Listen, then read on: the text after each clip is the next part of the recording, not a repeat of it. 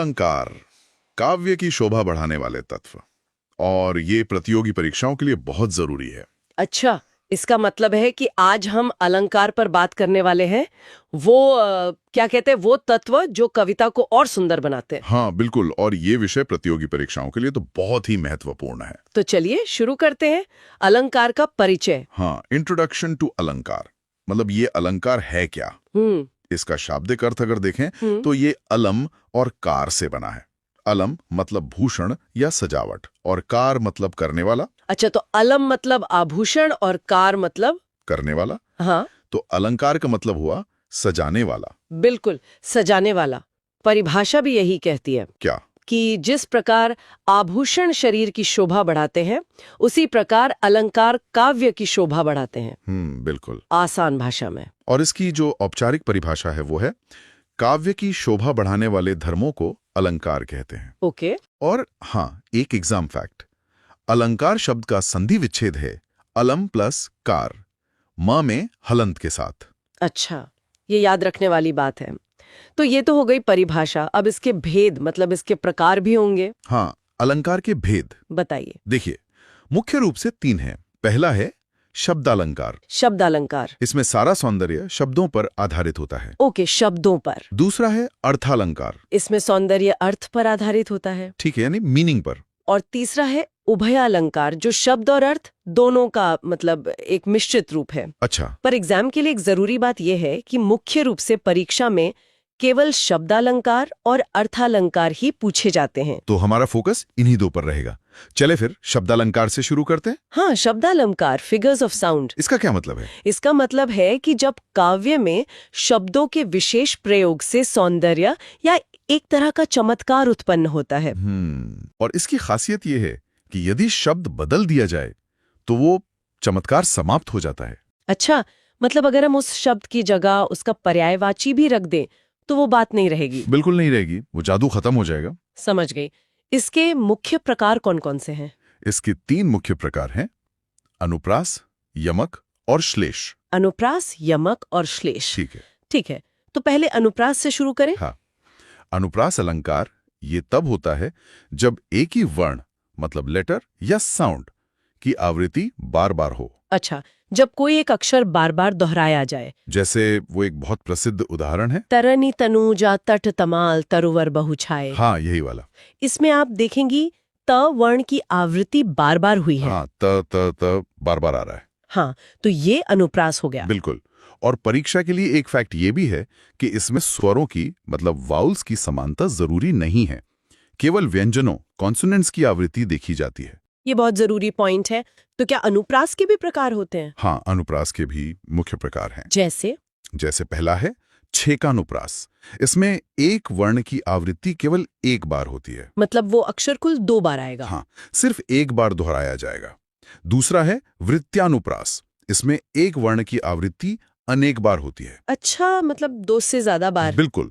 और तीसरा है लाटानुप्रास। इसमें पूरा शब्द या वाक्य ही दोहराया जाता है, पर उसका तात्पर्य अलग होता है। पूरे शब्द या वाक्य की आवृत्ति, ये तो काफी अलग है। हाँ, और एक एग्जाम नोट ये भी है कि लाटानुप्रास अक्सर गुजराती और राजस्थानी प्रभाव वाली हिंदी में ज्यादा देखा जाता है। ओके, तो ये तो हुआ अनुप्रास। अब अगला क्या था? यमक। हाँ, यमक अलंकार ये तब होता है जब एक ही शब्द एक से अधिक बार आए, लेकिन हर बार उसका अर्थ अलग हो। अच्छा, शब्द वही पर मतलब अलग। जैसे वो कनक कनकते सौगुनी। बिल्कुल वही, कनक कनकते सौगुनी मादकता अधिकाय। यहाँ जो पहला कनक है उसका मतलब है सोना, गोल्ड।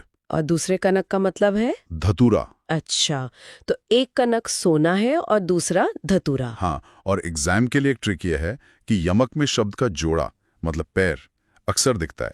ठीक है, ये पहचानना आसान हो जाएगा। अब आते हैं तीसरे पर, श्लेष अलंकार। इसमें क्या होता है? देखिए, श्लेष का मतलब ही होता है चिपका हुआ।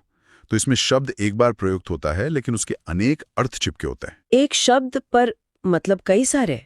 इसका कोई उदाहरण? हाँ, जैसे रहीमन पानी राखिए, बिन पानी सब सून। यहाँ पानी शब्द के 3 अलग अलग संदर्भ में 3 अलग अर्थ हैं। मोती के लिए पानी का मतलब है चमक, यानी शाइन। अच्छा। मानुष यानी इंसान के लिए पानी का मतलब है इज्जत, रिस्पेक्ट। और चून यानी चूने के लिए इसका मतलब है जल, वाटर। वाह, एक ही पानी शब्द के 3 मतलब। तो फिर यमक और श्लेष में कंफ्यूजन हो सकता है? हाँ, हो सकता है। तो यमक और श्लेष का अंतर समझना जरूरी है। बताइए। यमक में शब्द अनेक बार आता है और अर्थ भी अलग अलग होते हैं, ठीक। जबकि श्लेष में शब्द एक ही बार आता है पर उसके अर्थ अनेक होते हैं। अच्छा, तो इसे ऐसे समझ सकते हैं कि यमक में दोहराव जरूरी है और श्लेष में संदर्भ जरूरी है। एकदम सही। यमक में रेपिटेशन, श्लेष में कॉन्टेक्स्ट। ये तो बहुत अच्छे से साफ हो गया। तो ये थे शब्दालंकार। अब अर्थालंकार पर चले। हाँ, अब आते हैं अर्थालंकार पर।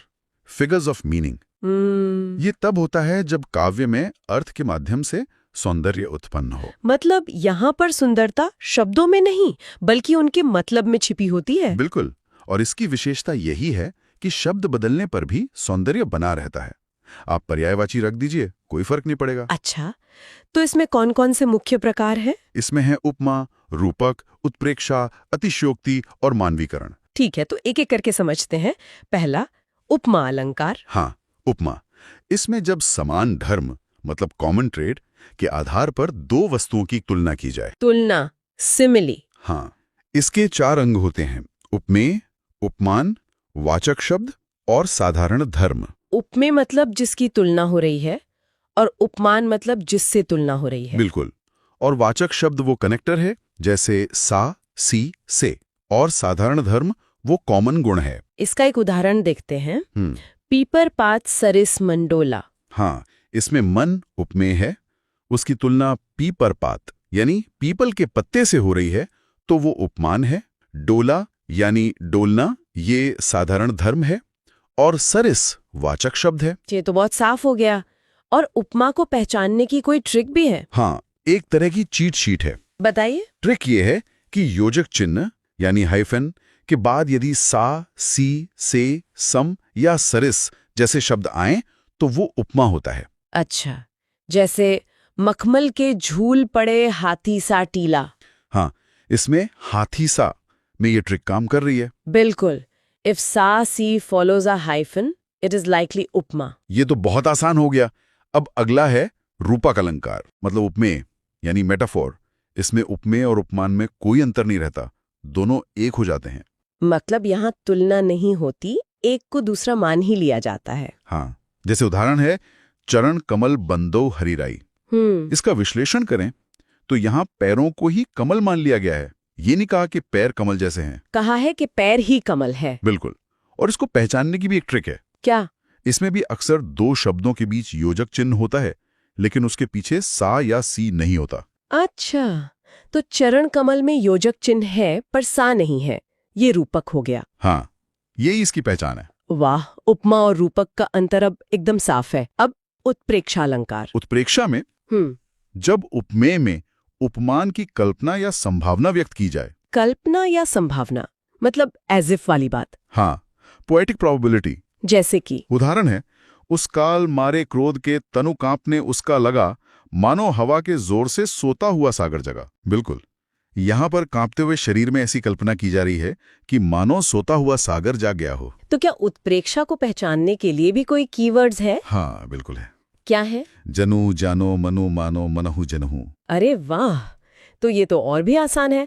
अगर पद में मनु या मानो या जनु जानो दिखे तो वो उत्प्रेक्षा अलंकार होगा। हाँ, ये पक्की पहचान है। ठीक है, अब आते हैं अतिशयोक्ति अलंकार पर।